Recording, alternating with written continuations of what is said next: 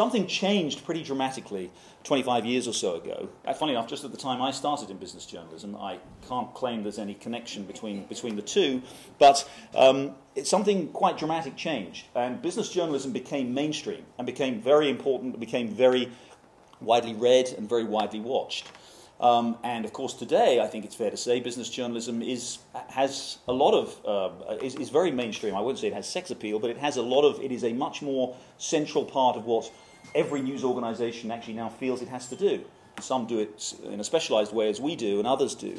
But it's become really very much core journalism, and central to what a lot of newspaper and news businesses.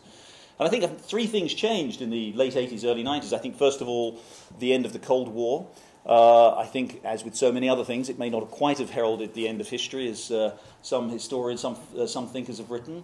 But it certainly changed the terms of discussion in the West, away from a discussion between the relative merits, really, of communism or socialism versus capitalism, towards more, if you like, more detailed reporting on the efficiencies or otherwise of capitalism, towards more discussion about how best to manage capitalism.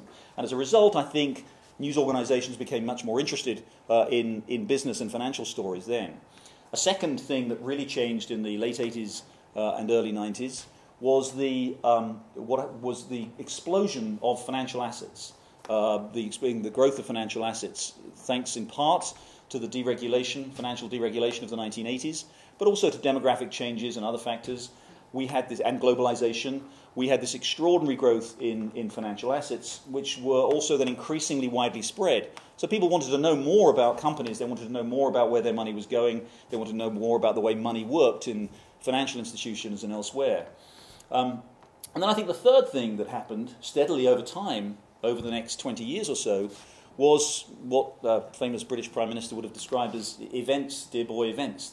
Every few years we had these extraordinary disruptions, dislocations in the global economic system, which had extraordinary implications in economic and social and political terms, and became major news stories, and people wanted to understand more about them. If you look back, 87, the stock market crash in 1987, the crises in the European exchange rate mechanism in the early 1990s, the Asian financial crisis beginning in 1997, the dot-com bubble around 2000, and of course, most dramatically and most consequentially, the financial crisis and economic crisis that followed in after 2008.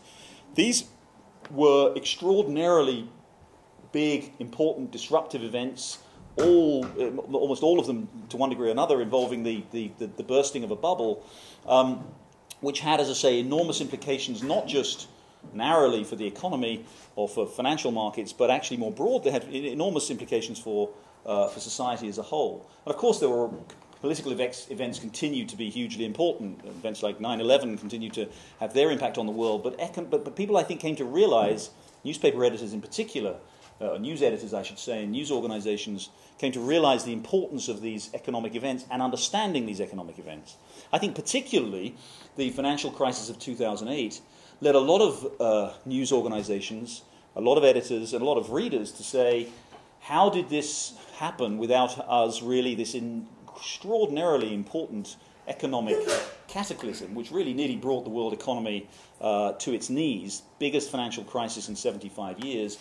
How did no one really see this coming? And there was some, I think, justified criticism and examination of what journalists, as well as what had happened in Wall Street and the City of London and elsewhere.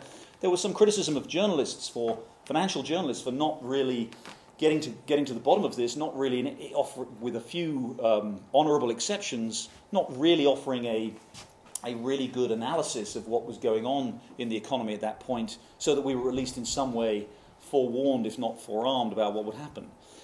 So the reason I talk about this recent history in these terms is that I think we actually are right now at a moment of a golden age for business journalism. There is extraordinary hunger in the world as the world becomes more prosperous, slowly, steadily, are recovering from the crisis of 2008.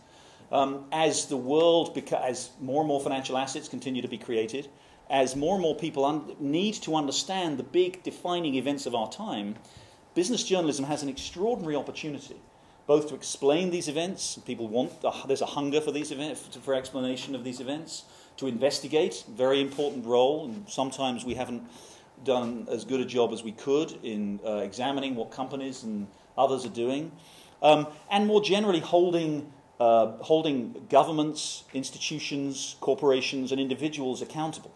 This is a really, really important function. It's not just a job or an opportunity for us, a business opportunity for us. It's a really important moral function of for a healthy society, for a healthy democracy.